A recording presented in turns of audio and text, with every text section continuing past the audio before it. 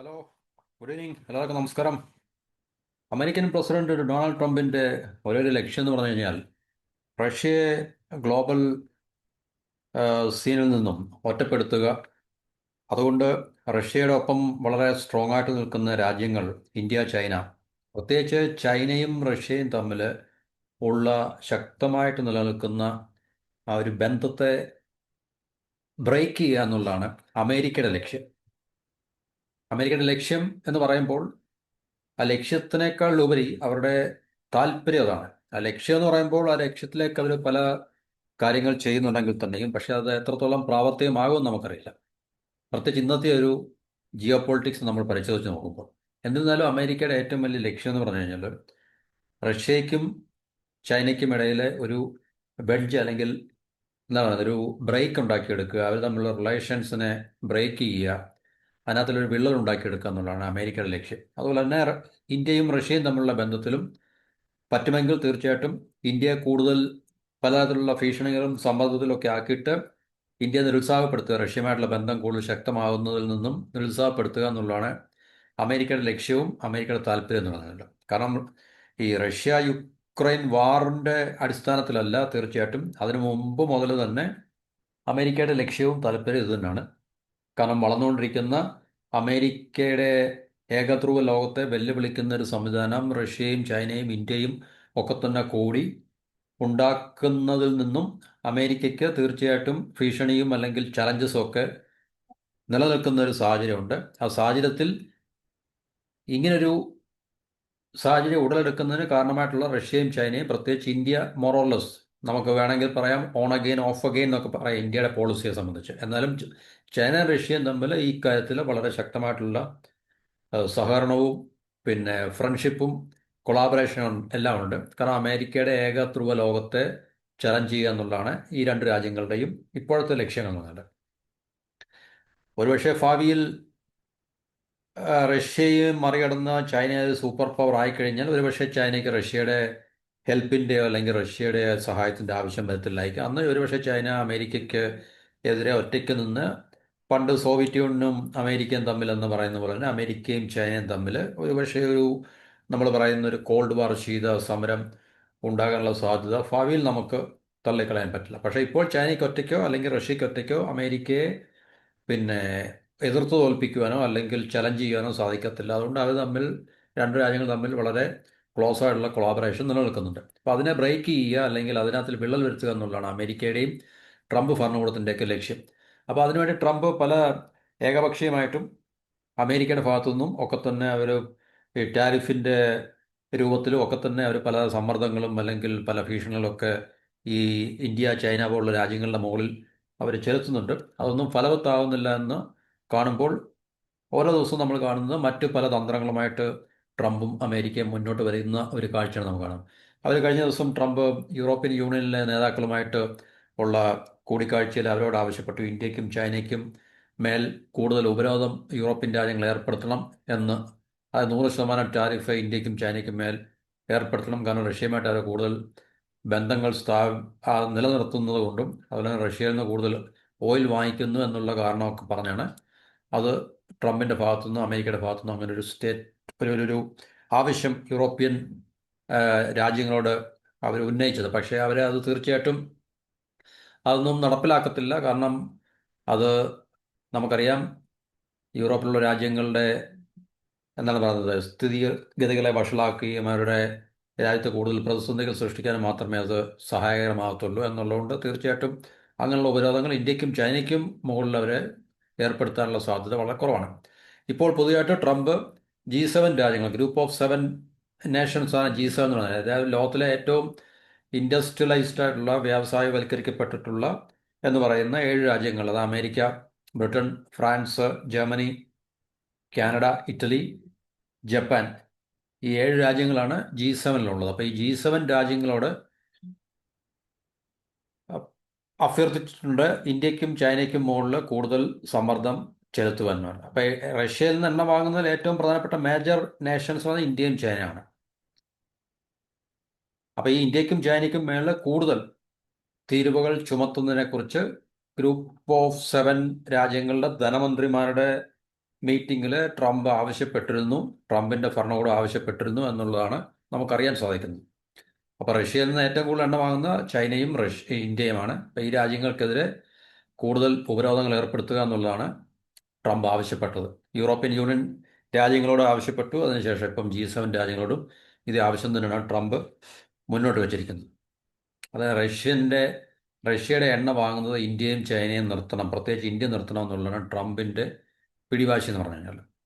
അപ്പോൾ ഇന്ത്യയും ചൈനയും കൂടുതൽ എണ്ണ റഷ്യയിൽ നിന്ന് വാങ്ങിക്കുന്നതുകൊണ്ട് റഷ്യക്ക് കൂടുതൽ പണം കിട്ടുന്നതും ആ പണം ഉപയോഗിച്ചാണ് യുക്രൈനെതിരെയുള്ള യുദ്ധം റഷ്യ തുടർന്നുകൊണ്ട് പോകുന്നതാണ് അമേരിക്കയുടെയും ട്രംപിൻ്റെയൊക്കെ വാദഗതി എന്ന് പറഞ്ഞു കഴിഞ്ഞാൽ. അവകാശവാദങ്ങളാണ് പ്രധാന ആരോപണം. അപ്പോൾ റഷ്യയുടെ മേൽ സമ്മർദ്ദം വർദ്ധിപ്പിക്കുക എന്നുള്ളത്, അതിനെക്കുറിച്ചുള്ള നടപടികൾ ചർച്ച ചെയ്യാൻ വേണ്ടിയാണ് G7 രാജ്യങ്ങൾ. G7 രാജ്യങ്ങൾ എന്ന് പറഞ്ഞാൽ ഞാൻ നേരത്തെ പറഞ്ഞു, US, Canada, France, Germany, Italy, Japan, പിന്നെ യൂറോപ്യൻ യൂണിയൻ്റെ മറ്റ് രാജ്യങ്ങളൊക്കെ തന്നെ അവരുടെ ആ ഒരു ഓർബിറ്റിലുള്ളതാണ്. UK, യും G7-ലുള്ളതാണ്.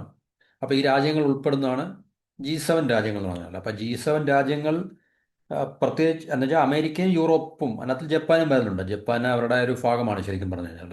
നമ്മുടെ ഏഷ്യൻ രാജ്യമാണെങ്കിലും പറഞ്ഞ അമേരിക്കയുടെ ഓർബിറ്റിലുള്ള, അമേരിക്കയുടെ സ്വാധീന വലയത്തിലുള്ള ഒരു രാജ്യമാണ് ജപ്പാൻ എന്ന് പറഞ്ഞു കഴിഞ്ഞാൽ.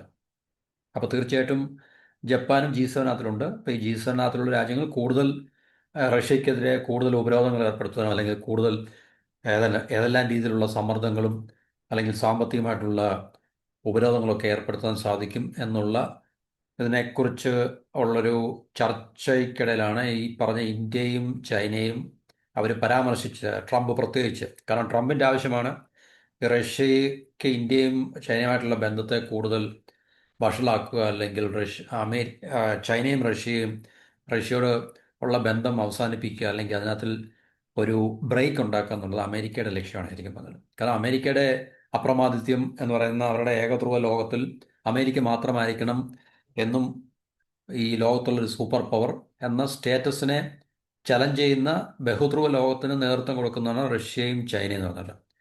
പ്രത്യേകിച്ച് ഈ രണ്ട് രാജ്യങ്ങളാണ്. അപ്പോൾ അതിനെ വെല്ലുവിളിക്കുന്ന അല്ലെങ്കിൽ അതിനെ ഇല്ലാതാക്കുക എന്നുള്ളതാണ് അമേരിക്കൻ ഭരണകൂടത്തിൻ്റെ, അല്ലെങ്കിൽ കാലാകാലങ്ങളിൽ മാറി വരുന്ന അമേരിക്കൻ ഭരണകൂടങ്ങളുടെ ലക്ഷ്യവും താല്പര്യവും എന്ന് പറഞ്ഞാൽ. അതുപോലെ തന്നെ അമേരിക്കയുടെ ഭാഗത്തു നിന്നും ഇന്ത്യക്കും ചൈനയ്ക്കും മേലുള്ള സമ്മർദ്ദങ്ങൾ കൂടുന്നുണ്ട്, ഇല്ലെന്ന് നമുക്ക് പറയാൻ പറ്റത്തില്ല. പലതരത്തിലുള്ള സമ്മർദ്ദങ്ങൾ ഉണ്ടാകും. സാമ്പത്തിക മേഖലകളിലും മറ്റ് പ്രതിരോധ മേഖലകളിലും ഒക്കെ തന്നെ സമ്മർദ്ദങ്ങൾ ഉണ്ടാകും. അപ്പോൾ റഷ്യയുടെ എണ്ണ വാങ്ങുന്നത് നമ്മൾ നിർത്തുക, സ്റ്റോപ്പ് ചെയ്യുക എന്നുള്ളതാണ് അമേരിക്ക പറയുന്നത്. അപ്പോൾ അമേരിക്ക പറയുക എന്ന് പറയുമ്പോൾ നമ്മളെപ്പോലുള്ള സ്വതന്ത്ര പരമാധികാരമുള്ള രാജ്യങ്ങൾ അമേരിക്കയുടെ തിട്ടൂരം കേട്ട് നമ്മുടെ നയങ്ങളെ രൂപീകരിക്കണമെന്ന് പറയുമ്പോൾ അത് നമ്മുടെ സ്വന്തം പരമാധികാരത്തെ വെല്ലുവിളിക്കുന്നതിന് തുല്യമാണ്. അതൊരിക്കലും നമുക്ക് അനുവദിച്ചു കൊടുക്കാൻ സാധ്യമല്ല. കാരണം നമ്മൾ ഓയിൽ മേടിക്കുന്നത് നമ്മളുടെ രാജ്യത്തിൻ്റെ ആവശ്യത്തിന് വേണ്ടിയാണ്. ചീപ്പായിട്ടുള്ള എനർജി നമുക്ക് എവിടെ കിട്ടുമോ നമ്മൾ അവിടുന്ന് പോയി മേടിക്കുക എന്നുള്ളത് ഓരോ രാജ്യത്തിൻ്റെയും ഓയിൽ വാങ്ങിക്കുന്ന, ഇമ്പോർട്ട് ചെയ്യുന്ന ഓരോ രാജ്യത്തിൻ്റെയും താല്പര്യമാണത്. അവരുടെ റൈറ്റാണ് ശരിക്കും പറഞ്ഞു കഴിഞ്ഞാൽ. അല്ലെങ്കിൽ അമേരിക്ക തരട്ടെ നമുക്ക് ഇത്രയും ചീപ്പായിട്ട് ഓയിൽ, അല്ലെങ്കിൽ യൂറോപ്യൻ രാജ്യങ്ങൾ നമുക്ക് തരട്ടെ, അല്ലെങ്കിൽ G7-ലുള്ള രാജ്യങ്ങൾ നമുക്ക് തരട്ടെ ഇത്രയും ചീപ്പായിട്ടുള്ള ഓയിൽ എന്ന് പറഞ്ഞാൽ. ഇപ്പോൾ നാളെ റഷ്യയിൽ നമുക്ക് ചീപ്പ് ഓയിൽ ലഭിക്കുന്നില്ല, മറ്റേതെങ്കിലും രാജ്യത്തു നിന്നാണ് നമുക്ക് ലഭിക്കുന്നതെങ്കിൽ തീർച്ചയായിട്ടും ഇന്ത്യ ആ രാജ്യത്തു നിന്ന് മേടിക്കത്തുള്ളൂ. അന്ന് റഷ്യയിൽ നിന്ന് മേടിക്കത്തില്ല. അതാണ് ഇന്ത്യയുടെ പോളിസി എന്ന് പറഞ്ഞു കഴിഞ്ഞാൽ.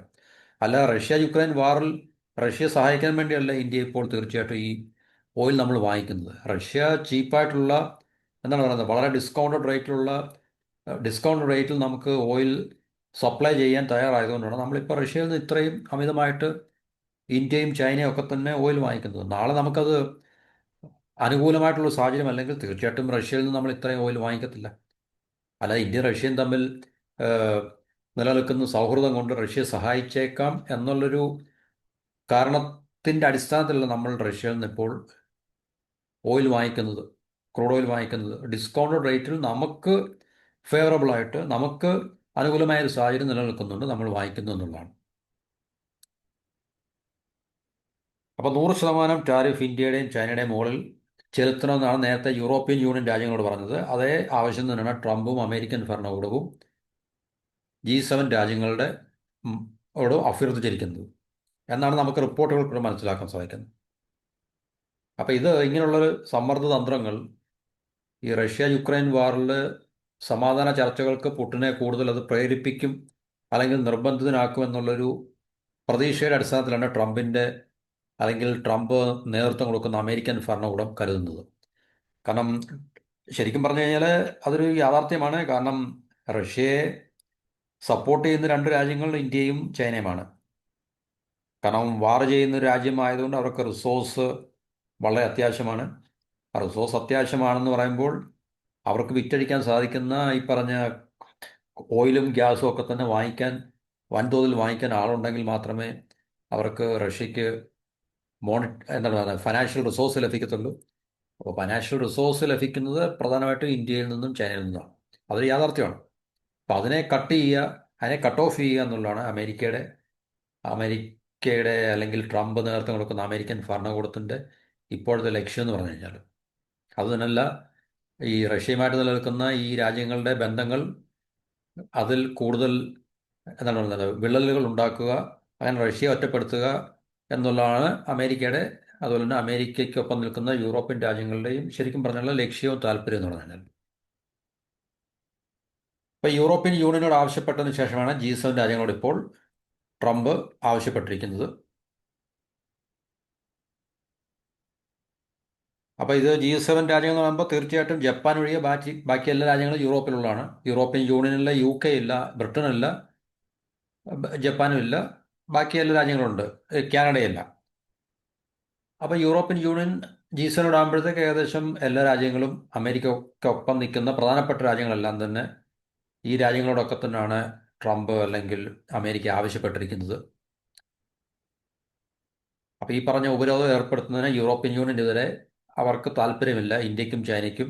കാരണം അവരുടെ കച്ചവടം നഷ്ടപ്പെടുന്ന ഒരു അവസ്ഥയാണ്, അല്ലെങ്കിൽ അവരുടെ സമ്പദ് വ്യവസ്ഥയ്ക്ക് കൂടുതൽ പ്രതിസന്ധി ഉണ്ടാക്കി വെക്കുന്ന രീതിയിലുള്ളൊരു അഭിപ്രായം അല്ലെങ്കിൽ അവകാശവാദമാണ് ട്രംപിൻ്റെ ഭാഗത്തുനിന്ന് അങ്ങോട്ട് വെച്ചിരിക്കുന്നത്.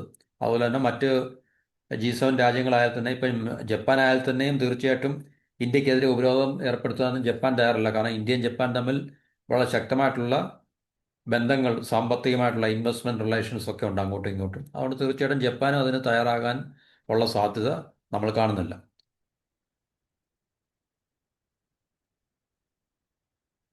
യൂറോപ്യൻ യൂണിയന് യുക്രൈൻ റഷ്യ വാർ നിന്ന് കാണണം, അല്ലെങ്കിൽ അത് സ്റ്റോപ്പ് ആണെന്നുള്ള ആഗ്രഹമുണ്ട്. അതുകൊണ്ട് തീർച്ചയായിട്ടും പുടിൻ്റെ മുകളിൽ ഏതെല്ലാം രീതിയിലുള്ള സമ്മർദ്ദം ചെലുത്താൻ കഴിയുമോ അങ്ങനെയുള്ള സമ്മർദ്ദങ്ങൾക്കൊക്കെ യൂറോപ്യൻ യൂണിയൻ തയ്യാറാണ്. പക്ഷേ ഇന്ത്യക്കും ചൈനയ്ക്കും മേൽ ഉപരോധം ഏർപ്പെടുത്തിക്കൊണ്ട് അങ്ങനെയുള്ളൊരു തന്ത്രത്തിന് യൂറോപ്യൻ യൂണിയൻ തയ്യാറല്ല എന്നാണ് നമുക്ക് മനസ്സിലാക്കാൻ സാധിക്കുന്നത്. അപ്പം ഈ ഇന്ത്യയും റഷ്യയും തമ്മിലുള്ള ബന്ധത്തിന് ട്രംപ് ഏത് രീതിയിലുള്ള ആദ്യം 25% തീരുവ ഏർപ്പെടുത്തി, അതുപോലെ തന്നെ വീണ്ടും 25% കൂടെ തീരുവ ഏർപ്പെടുത്തി, അങ്ങനെ മൊത്തം 50% ഇന്ത്യക്ക് മുകളിൽ തീരുവ ഏർപ്പെടുത്തി. അങ്ങനെയെങ്കിലും ഇന്ത്യയെ റഷ്യയുമായിട്ടുള്ള ബന്ധം നിരുത്സാഹപ്പെടുത്തുക അല്ലെങ്കിൽ കുറയ്ക്കുക എന്നുള്ളൊരു ലക്ഷ്യത്തോടു കൂടിയാണ്. പക്ഷേ ഇന്ത്യക്കെതിരെ തീർച്ചയായിട്ടും റഷ്യക്കെതിരെ അങ്ങനെ പ്രതികൂലമായിട്ടുള്ള ഒരു നടപടികളോ അല്ലെങ്കിൽ പോളിസി മാറ്റങ്ങളൊന്നും ഇതുവരെ ഉണ്ടായിട്ടില്ല. അതൊരിക്കലും എടുക്കത്തുമില്ല എന്നുള്ള കാര്യം നമുക്ക് മനസ്സിലാക്കാം. അതിപ്പോൾ ഇവിടെ ട്രംപ് ആയാലും ശരി, അല്ലെങ്കിൽ മറ്റേതെങ്കിലും തരത്തിലുള്ള എന്താ ഭരിക്കുന്ന പാർട്ടികൾ ഏതായാലും ശരി, ഇന്ത്യയും റഷ്യയും തമ്മിലുള്ള ബന്ധങ്ങൾ അങ്ങനെ കൂടുതൽ വഷളാക്കാനുള്ള സാഹചര്യം ഇവിടെ ഇന്ത്യയുടെ ഭാഗത്തുനിന്നും ഇന്ത്യയുടെ ഭരണകൂടത്തിൻ്റെ ഭാഗത്തുനിന്നും ഉണ്ടാകാനുള്ള സാധ്യത നമുക്ക് കാണുന്നില്ല. അപ്പോൾ അതുകൊണ്ട് അമേരിക്കയുടെ ഈ ഒരു ലക്ഷ്യം അല്ലെങ്കിൽ താല്പര്യം തീർച്ചയായിട്ടും ഫലവത്താകത്തില്ല. പിന്നെ നടക്കാൻ പോകുന്നത് അമേരിക്കയുമായിട്ടുള്ള നമുക്ക് ക്രിയേറ്റീവായിട്ടുള്ള അല്ലെങ്കിൽ വളരെ ഒരു ഫ്രണ്ട്ലി ടേംസിലുള്ള ചർച്ചകളിൽ കൂടെ ഇന്ത്യയും അമേരിക്കയും തമ്മിലുള്ള വ്യാപാര ബന്ധങ്ങൾ നമുക്ക് കൂടുതൽ ശക്തിപ്പെടുത്താനും അല്ലെങ്കിൽ അതിനെ കൂടുതൽ നമുക്ക് എന്താണ് പറയുന്നത് ഒരു സ്ട്രെങ്തൻ ചെയ്യാൻ സാധിക്കും. അല്ലാതെ അമേരിക്കയുടെ തിട്ടൂരം കേട്ടുകൊണ്ട് നമ്മൾ റഷ്യയുമായിട്ടുള്ള ബന്ധം വഷളാക്കാനോ അല്ലെങ്കിൽ റഷ്യയിൽ നിന്ന് നമുക്ക് കിട്ടിക്കൊണ്ടിരിക്കുന്ന ചീപ്പായിട്ടുള്ള എനർജി അത് നഷ്ടപ്പെടുത്താനൊന്നും ഇന്ത്യ തയ്യാറാകത്തില്ല. ഒരിക്കലും അതിന് ഇന്ത്യ സമ്മതം മൂളുകയും ചെയ്യത്തില്ല എന്നുള്ള കാര്യം നമുക്ക് മനസ്സിലാക്കാൻ കഴിയുന്ന കാര്യമാണ്. അപ്പം ഇത് ശരിക്കും പറഞ്ഞു കഴിഞ്ഞാൽ ഇതിൽ ഈ അമേരിക്ക ഇന്ത്യയും റഷ്യയും തമ്മിലുള്ള ബന്ധം വഷളാക്കാൻ വേണ്ടി ഇന്ത്യക്കെതിരെ ഉപരോധം ഏർപ്പെടുത്തിയെങ്കിലും ഇന്ത്യയും അമേരിക്കയും തമ്മിലുള്ള ബന്ധമാണ് ശരിക്കും പറഞ്ഞാൽ ഇപ്പോൾ വഷളായിരിക്കുന്നത്.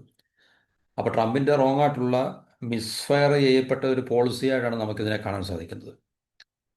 അതുപോലെ തന്നെ ഇന്ത്യയും ചൈനയും തമ്മിൽ ഈ അടുത്ത സമയത്ത് കൂടുതൽ വ്യാപാരപരമായിട്ടുള്ള ബന്ധങ്ങളൊക്കെ, സാമ്പത്തികപരവും വ്യാപാരപരമായിട്ടുള്ള ബന്ധങ്ങളൊക്കെ ശക്തിപ്പെടുത്താനൊക്കെ നമ്മൾ ഇരു രാജ്യങ്ങളും തമ്മിൽ സമ്മതിക്കുകയും അതിന് വേണ്ടിയുള്ള ചർച്ചകൾ ആരംഭിക്കുകയും ബോർഡറിലെ പ്രശ്നങ്ങളൊക്കെ താൽക്കാലികമായിട്ടെങ്കിലും ഒന്ന് ഒരു എന്താണ് പറയുന്നത്, അതിനൊരു കൂളിംഗ് ഓഫ് പീരീഡ് എന്ന് പറയുന്ന ഇരു രാജ്യങ്ങൾ സമ്മതിക്കുകയൊക്കെ ചെയ്തതോടുകൂടി തീർച്ചയായിട്ടും അമേരിക്കയുടെ നയങ്ങൾ അത് എന്താണ് നമുക്ക് മിസ്ഫയർ ചെയ്തു അല്ലെങ്കിൽ ബാക്ക് ഫയർ ചെയ്തു എന്ന് മാത്രമേ നമുക്ക് മനസ്സിലാക്കാൻ സാധിക്കത്തുള്ളൂ. അപ്പം അതുകൊണ്ട് തീർച്ചയായിട്ടും അമേരിക്ക പറയുന്ന പോലെ ഇനിയും ഇന്ത്യ അല്ലെങ്കിൽ ചൈനയിൽ നിന്നും റഷ്യയോടുള്ള ബന്ധം കുറയ്ക്കുകയോ വിച്ഛേദിച്ചിട്ട് അമേരിക്കയുമായിട്ട് കൂടുതൽ ബന്ധം സ്ഥാപിക്കാൻ, റഷ്യയുമായിട്ടുള്ള ബന്ധം നമ്മൾ സ്പോയിൽ ചെയ്തുകൊണ്ട് അമേരിക്കയായിട്ടുള്ള ബന്ധം മെച്ചപ്പെടുത്താനൊന്നും ഇന്ത്യ ഒരിക്കലും തയ്യാറാകത്തില്ല, ചൈന ഒട്ടുമേ തയ്യാറാകത്തില്ല. ഇൻഡിപെൻഡൻ്റ് ആയിട്ട് ഇരു രാജ്യങ്ങളും തമ്മിൽ ഉഭയകക്ഷിപരമായിട്ട് ഈ പറഞ്ഞ രാജ്യങ്ങൾ ഇന്ത്യ അമേരിക്ക അല്ലെങ്കിൽ ചൈന അമേരിക്ക തമ്മിൽ അവർ വ്യാപാര ചർച്ചകളിൽ ഏർപ്പെട്ട് ഈ പറഞ്ഞ് നിലനിൽക്കുന്ന പ്രശ്നങ്ങളെ പരിഹരിക്കാൻ സാധിക്കും എന്നല്ലാതെ അമേരിക്കയുടെയോ ട്രംപിൻ്റെ ഭീഷണിക്കോ സമ്മർദ്ദത്തിനോ വഴങ്ങിയിട്ട് ഇന്ത്യയും ചൈനയും റഷ്യയുമായിട്ടുള്ള ബന്ധം നമുക്കൊരു ഷോർട്ട് മീഡിയം ടൈമിൽ എന്തോരം അതിനൊരു ഉലച്ചിലുണ്ടാകാനുള്ള സാധ്യത ഇല്ല. കാരണം ഈ പറഞ്ഞ രാജ്യങ്ങളുടെ എല്ലാം നിലനിൽപ്പിൻ്റെ പ്രശ്നമാണ് മോറോർലെസ്. ഇപ്പോൾ ഇന്ത്യ റഷ്യയും തമ്മിൽ നല്ല സ്ട്രോങ് റിലേഷൻ ഉണ്ട്, ചൈനയും റഷ്യയും തമ്മിൽ സ്ട്രോങ് റിലേഷൻ ഉണ്ട്. ഇന്ത്യയും ചൈനയും തമ്മിൽ അത്ര സ്ട്രോങ് റിലേഷൻ നമുക്ക് വ്യാപാരപരമായിട്ടുള്ള ബന്ധങ്ങൾ മാത്രമേ ഒരുപക്ഷെ നമുക്ക് എന്താ ഒരു ഫ്രണ്ട്ലി ടേംസ് ആൻഡ് കണ്ടീഷനിൽ ഉണ്ടാകാനുള്ള സാധ്യതയുള്ളൂ. അപ്പോൾ അതുകൊണ്ട് ഈ മൂന്ന് രാജ്യങ്ങളും അമേരിക്കയുടെ നേതൃത്വത്തിലുള്ള പാശ്ചാത്യ രാജ്യങ്ങളിൽ നിന്നും അല്ലെങ്കിൽ യൂറോപ്യൻ അമേരിക്കൻ ആ ഒരു സെക്ടറിൽ നമുക്ക് കിട്ടുന്ന സമ്മർദ്ദങ്ങളെ നമുക്ക് പ്രതിരോധിക്കുവാനും അല്ലെങ്കിൽ നമുക്കതിനെ ചെറുത്തു നിൽക്കുവാനും ഈ മൂന്ന് രാജ്യങ്ങളുടെ കൂട്ടായ്മ വളരെ അത്യാവശ്യമാണ്. നമുക്കത് മൂന്ന് രാജ്യങ്ങൾക്കും അത് നമ്മളെ പ്രൊട്ടക്റ്റ് ചെയ്യാൻ, നമ്മളുടെ എന്താണ് പറയുന്നത്, സാമ്പത്തിക സുരക്ഷിതത്വവും അല്ലെങ്കിൽ നമ്മളുടെ രാജ്യത്തിൻ്റെ സ്വതന്ത്ര പരമാധികാരം ഉറപ്പുവരുത്താനൊക്കെ തന്നെ ഈ മൂന്ന് രാജ്യങ്ങളും തൽക്കാലമെങ്കിലും, അതിനോടൊപ്പം തന്നെ മറ്റു രാജ്യങ്ങളൊക്കെ തന്നെ ഇപ്പോൾ ഇറാനെ പോലുള്ള രാജ്യങ്ങൾ, മറ്റു രാജ്യങ്ങളൊക്കെ തന്നെ ഉള്ള ബ്രിക്സ് ഒക്കെ വളരെ സ്ട്രോങ് ആയിട്ട്, ഇപ്പോൾ ബ്രിക്സ് ആണെങ്കിലും സൗത്ത് ആഫ്രിക്കയും ബ്രസീലും ഒക്കെ നമ്മളിൽ നിന്നും വളരെ അകലത്തിലാണെങ്കിൽ തന്നെയും ഈ അടുത്ത് കിടക്കുന്ന മൂന്ന് രാജ്യങ്ങൾക്ക് പ്രത്യേകിച്ച് വളരെ വ്യക്തമായിട്ടുള്ള ഒരു കൂട്ടായ്മ ഉണ്ടാകുന്നത് നല്ലതാണ്. അപ്പോൾ അമേരിക്കയിൽ നിന്നും ഒക്കെയുള്ള ഇതുപോലുള്ള സമ്മർദ്ദങ്ങളും അതുപോലെ തന്നെ ഭീഷണികളും ഒക്കെ തന്നെ നമുക്ക് ഒരു ഷോർട്ട് മീഡിയം ടൈമിലേക്ക് നമുക്ക് പ്രതിരോധിക്കുവാനും അല്ലെങ്കിൽ അതിനെ നമുക്ക് തടുത്തു നിർത്തുവാനൊക്കെ തന്നെ ഈ മൂന്ന് രാജ്യങ്ങളുടെ കൂട്ടായ്മ വളരെ അത്യാവശ്യമാണ്. അപ്പോൾ അമേരിക്ക ആവശ്യപ്പെടുന്ന പോലെ അല്ലെങ്കിൽ അമേരിക്ക താല്പര്യപ്പെടുന്ന പോലെ ഇന്ത്യയും റഷ്യയും തമ്മിലുള്ള ബന്ധങ്ങൾ വഷളാക്കുവാൻ ഇന്ത്യ തയ്യാറാകുകയോ അല്ലെങ്കിൽ ചൈനയും റഷ്യയും തമ്മിലുള്ള ബന്ധം വഷളാക്കുവാൻ ചൈന തയ്യാറാകുകയും റഷ്യ തയ്യാറാകത്തില്ല എന്നുള്ള കാര്യം 100% നമുക്ക് ഉറപ്പാണ്. അപ്പോൾ അതുകൊണ്ട് അമേരിക്കയുടെ ഈ നയങ്ങൾ, ഭീഷണിയുടെയും സമ്മർദ്ദത്തിൻ്റെയൊക്കെ നയങ്ങൾ, അത് തീർച്ചയായിട്ടും അമേരിക്കയ്ക്ക് തന്നെ വിനയാകും എന്നുള്ള കാര്യത്തിൽ സംശയങ്ങളൊന്നുമില്ല. നഷ്ടം അവർക്കേ ഉണ്ടാകാൻ സാധ്യതയുള്ളൂ. പഴയ പോലെ അമേരിക്കയുടെ തിട്ടൂരം കേട്ട് ആ ഒരു സമ്മർദ്ദത്തിലോ ഭീഷണിയിലൊന്നും വഴങ്ങേണ്ട രീതികൾ ഇപ്പോൾ ഇന്ത്യക്കും ചൈനയ്ക്കും ഒന്നും ഇല്ല അല്ലെങ്കിൽ റഷ്യയ്ക്കൊന്നും ഇല്ല എന്നുള്ളത് നമ്മൾ മനസ്സിലാക്കുക. അപ്പോൾ ഇതാണ് ഈ ടോപ്പിക്കിനെ കുറിച്ച് നമുക്ക് ഇപ്പോൾ സംസാരിക്കാനുള്ളത്. അടുത്തൊരു ടോപ്പിക്കുമായിട്ട് അടുത്ത വീഡിയോയിൽ കാണാം. എല്ലാവർക്കും നന്ദി, നമസ്കാരം.